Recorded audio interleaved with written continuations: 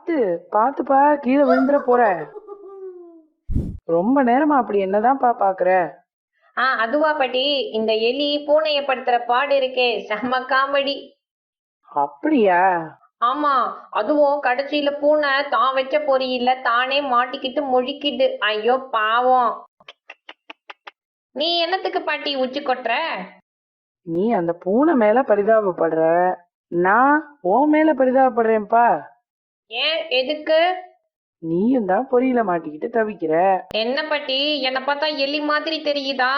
பொரியில மாட்டுறதுக்கு நான் ஒன்னும் பொந்துல ஒளியிற எலி இல்ல, சந்துல போயிற புலி. வீர வசனம்லாம் கிடக்கட்டும், இவ்வளவு பேசுறேன்ல, ஐம்பொறிகள் என்னென்ன சொல்லு பாப்போம். ஐம்பொறிகள்னா? நம்ம கிட்ட இருக்கிற 5 பொறிகள். அதாவது ஓ அதுவா, இப்ப கேட்டுக்கோ. இனிப்பு பொரி, கார பொரி, பொரி உருண்டை, அப்புறம் டேய் நிறுத்துடா, எப்ப பாரு திங்குற நிலப்பிலேயே இருக்க. ஐம்பொறிகள்னா நம்ம உடம்புல உள்ள கண், காது, மூக்கு, வாய், தோல் அப்படிங்கிற 5 உறுப்புகள்.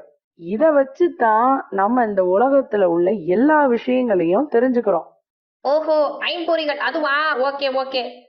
ஆனா நான் என்னமோ பொரியில மாட்டிட்டு இருக்கேன்னு சொன்னியே, அது என்னது? இரு சொல்றேன். இந்த சின்ன வயசுலயே உனக்கு 2 பல்லும் சொத்த. டாக்டர் என்ன சொன்னாரு? அது ரொம்ப ஸ்வீட்டா சாப்பிட்டேனா, அதனால அப்படின்னு. இப்போ கையில என்ன வச்சிட்டு இருக்க? அது பாட்டி. என்னத்த போய் நீ உன்னோட வாய் ருசிக்கு அடிமை. அதாவது வாய் அப்படிங்கிற பொறியில சிக்கிக்கிட்டு இருக்க, சரியா?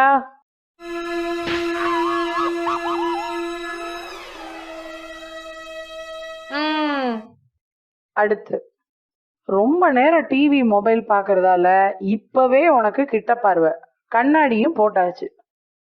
ஆனா பாரு, காலையில இருந்து மொபைலும் கையுமா உட்காந்துட்டு இருக்க.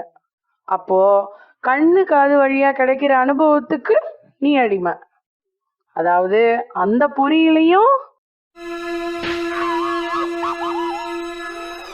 மச்சம்மா சிக்கி இருக்கேன். பாட்டி, ஒன்னு சொல்லட்டுமா?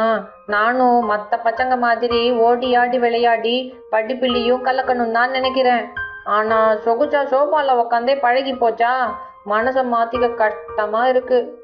கவலைப்படாத கண்ணா, இத சரி பண்ண என்கிட்ட ஒரு வழி இருக்கு. ஹே, என்ன பாட்டி, சொல்லு ப்ளீஸ் ப்ளீஸ்.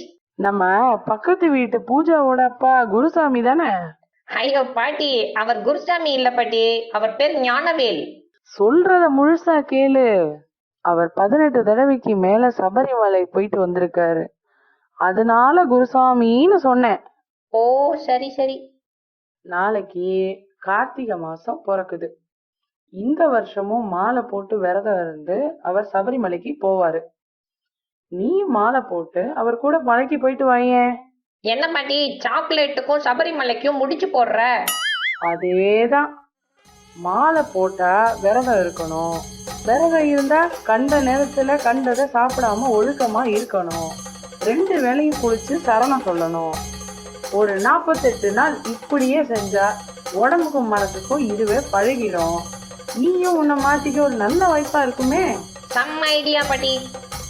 அப்புறம் என்ன, எலி உண்மையிலேயே புலி ஆயிடும்.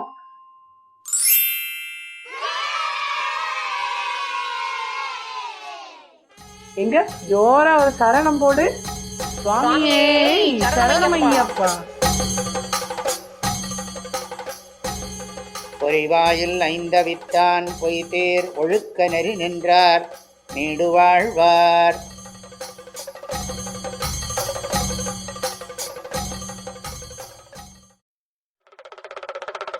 வாழ்க வள்ளுவம், வளர்க மனிதநேயம்.